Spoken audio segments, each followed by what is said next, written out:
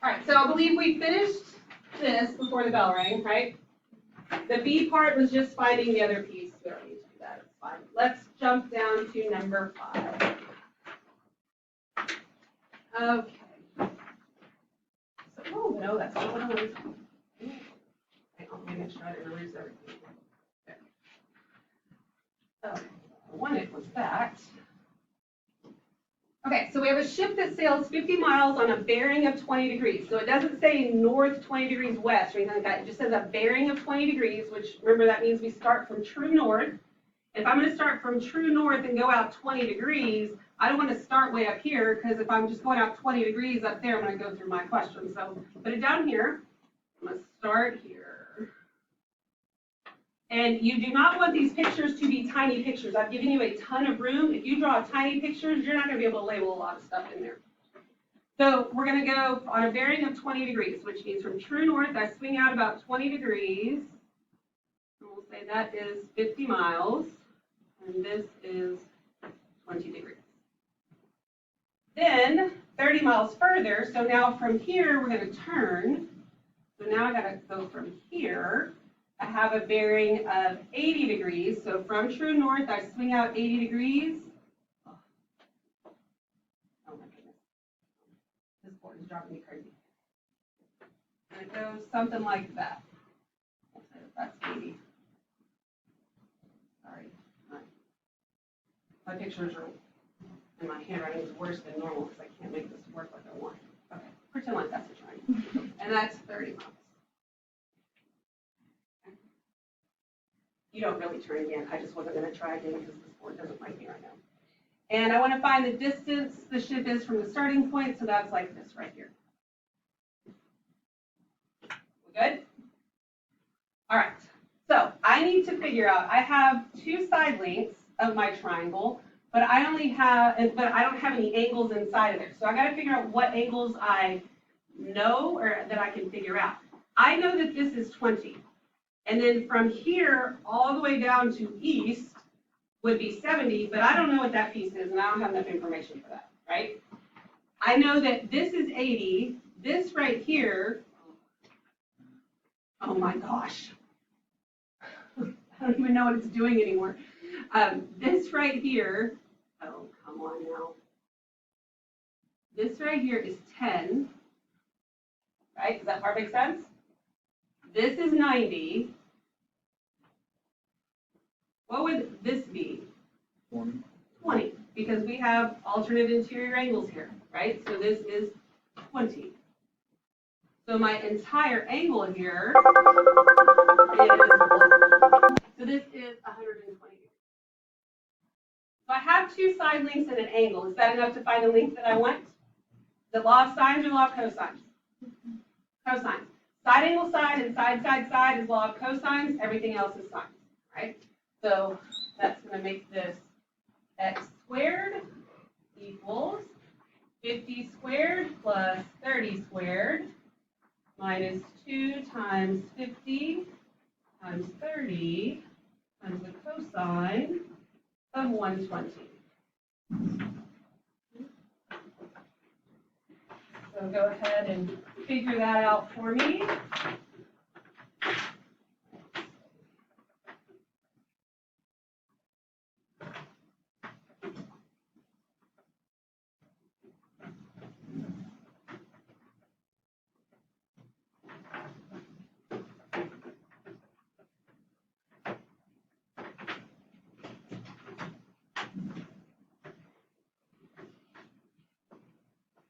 What'd you get? 70. Is it kind of weird that it's a whole number? Since everything else has been crazy? All right, let's think about cosine of 120. The reason the numbers get crazy is because of your trig values. So what is 60 degrees in radians? Just in radians, what's 60 degrees? Pi thirds. Okay, so if 60 degrees is pi thirds, 120 is 2 pi thirds, right? So the cosine of pi thirds is 1/2. The cosine of 2 pi thirds is negative 1/2. So you've got all these whole numbers here, and this is really just a negative 1/2 is all it is. That's why you end up with a whole number and not some crazy decimal, because it happens to be one of the exact values. So that happens. All righty. Any questions at all? Okay, grab your assignment. We're going to do number 1 together. And it is informative, and so I went in, like I told you, for the other assignment, and put notes if you had something wrong. So when you go into formative, in the top right-hand corner, there's a bell. And if it has like a notification red circle with a number in it, like on your phone for stuff, then you have notifications. If you click on that, you can see the comments I made, and if you click on the comment, it takes you to the assignment and to that question. Okay, so it's going to be kind of, you'll miss them if you don't click on the little bell. You have to go back in there and look. Also, I'm going to change, I haven't changed the settings yet, but I'm going to as soon as we're done. Where when you submit it, you'll be able to see what you got right and wrong. And even though you've submitted it, you can still go back in and change it. So you should kind of already know, because I've made notes on each one of them that might be wrong. But I'm also going to do that for this assignment. That way you can submit it. Don't be afraid. Once you submit it, I have it set where you can go back and make changes. But you can't see if you're right or wrong until you actually submit. Okay? Okay? And you can submit multiple times. It's fine. All right. So let's look at number 1. Number 1 is the wackiest one on here. Well, it's not wacky, really. It's just lots of steps here. We've got Jason and Allison are hiking in the woods when they spot a rare owl in a tree. Jason stops and measures an angle of elevation as 22 degrees, 8 minutes, 6 seconds. At the same time, Allison is standing 48 feet closer to the tree, measuring the angle of elevation at 30 degrees, 40 minutes, 30 seconds to the owl. If Jason and Allison are the same height, their eyes are 5 feet from the ground, find the height of the owl in the tree. Okay, do y'all know how to convert degrees to seconds? I believe that you do. So I'm just going to give you those as we go through this one, okay? Because I think you know how. I'm not going to spend the time doing that. All right, so we have an owl in a tree. So I'm going to make this. This is my ground. Here is my tree. Now, whether or not the tree is perpendicular to the ground is irrelevant. The measurement for the height is always perpendicular. So whether the tree is or not, the height that you're measuring is. And this up here, here's our owl. Then we have Jason and Allison standing on the ground here. And the fact that they tell us that their eyes are 5 feet from the ground is important, because when you measure an angle of elevation, you can measure from a device that you're holding and looking through. You can also measure from the ground. And since they're telling us where their eyes are, we're measuring from our eyes. So they each look up at the owl. Right? So our triangles are elevated. Allison is closer than Jason is, and she's actually 48 feet closer. And the measurements that we have, we know that her angle, it becomes 30.675. His angle is 22.135. I'm sorry, my tree doesn't look like a tree. This is not responding right, and I'm about to lose one. Best I can do. All right. So let's think about what we can find and what we need to do to get where we want to, because it's not just a one-step thing here. I want to find the height of the owl. So if this is the ground, the height of the owl in the tree, oops, that's a little wacky there. Not a good thing. Is this whole thing is the height of the owl, right? But this isn't a piece of a triangle. This is a piece of a triangle. So I think I can find that. If I find that, what will I have to do with that link to get the actual answer? Add 5, right? Because it's 5 feet, their eyes are 5 feet above the ground. Okay. So I've got these right triangles, but I don't have enough information to use my right triangle trig right now to find this. But I do have this 48 right here. I've got this angle. Can I find this angle? How would I find this angle? Subtract this from what? 180. Okay, good. So when you do that, and don't worry, if you can't read my numbers right here, when I rewrite them over there, I'll make sure you got them right. 149.325. And then I can find this angle right here by adding these two together and subtracting from 180, right? And this is 8.5. So I have this triangle right here, which is not a right triangle, but that's okay. We know how to handle things that are not right triangles now. And I could find one of the other two sides. I think we're going to find this one because it makes a little bit more sense than on the outside. We could do it with this one, but we'll find it. So I have all three angles and I have one side length. Can I use law of cosines? No, law of cosines, you have to have at least two sides, right? So I have to do law of sines. So I'm looking for x. X is across from this 149. So I'm going to take the sine of 149.325 over x.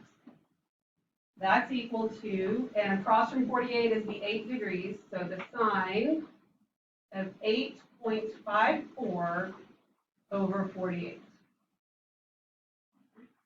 That means that x equals 48 times the sine of 149.325 over the sine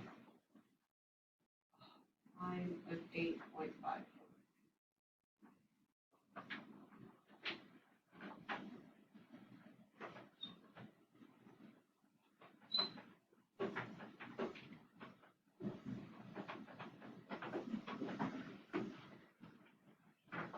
So you get, what is it, like 166 something? 164. Oh, 164. Okay, sorry. I knew it was 160 something. Okay. So you get that x is like 164 something, right? I don't even care what the decimals are because I have to use that number, but I'm not typing the decimals back in, so we're going to store it. So with that 164 number looking at you, you do shift, recall, right parentheses. Do you know how to store on this calculator? So now it's stored in x. Now we could have manipulated things without storing it, but anytime I do that, I accidentally hit a button somewhere and then I have to clear it all off and I have to start over. It's very frustrating. So it's easier just to store it, so it's there, and you're good to go. Okay, so you can, once you store it, you can clear the screen. Now we're going to look. So now we're going to look at this big right triangle. All right. So this big right triangle, I'm going to redraw it. You don't necessarily have to redraw it, but there's a lot of extra stuff on there. We're going to call this piece y, the piece that we can actually find. We just found x, right?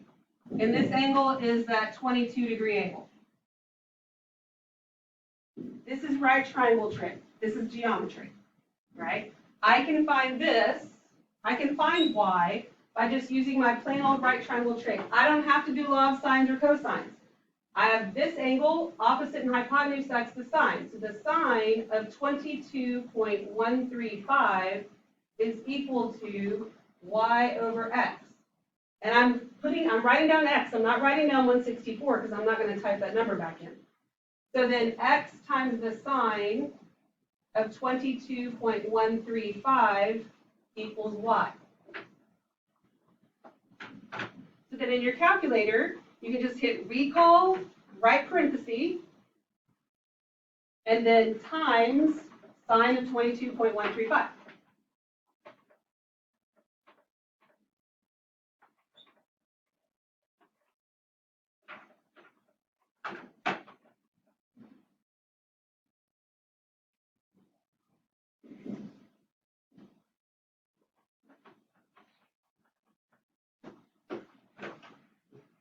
Did you get 62.13378, blah, blah, blah? Yes? Okay.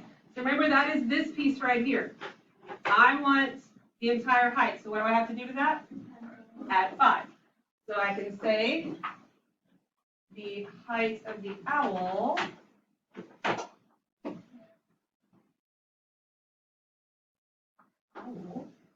is 67.134 feet.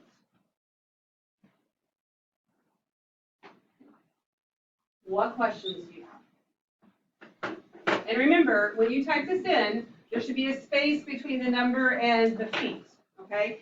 And so when you submit, if it shows that you're wrong, you might not be 100% wrong. You might have forgotten the units. You might have rounded wrong. So before you erase everything on your paper, go back and just kind of check those things first. Any questions?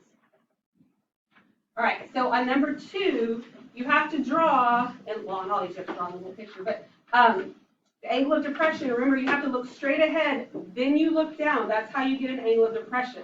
On this one, you're going to have to find something that you're not looking for in order to find something that you are looking for, just like in number 1. Right? Does that make sense? And if you're struggling with your pictures, get something drawn. Don't come to me with a blank piece of paper and be like, I don't get it, because I don't buy that. You draw something that makes sense to you, and then I can help you reason through it and fix it. Okay? Make sense? We good? Any questions at all?